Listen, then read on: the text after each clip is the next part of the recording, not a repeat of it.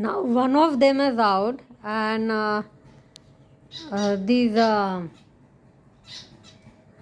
Banmani and Poppy are playing with them.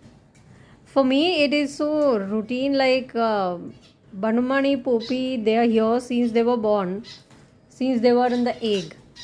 So they know every corner of this home, and they have a particular time where they come out. They sit on the lampshades and in the windows. I just call them by their name. I say go in, and then they go inside. So I didn't ever feel like I have a birds or something. Like they are so super intellectual than the humans. And now with these tiny angels, I'm having bit little different experience after so many years. Like, oh my god, so tiny birds.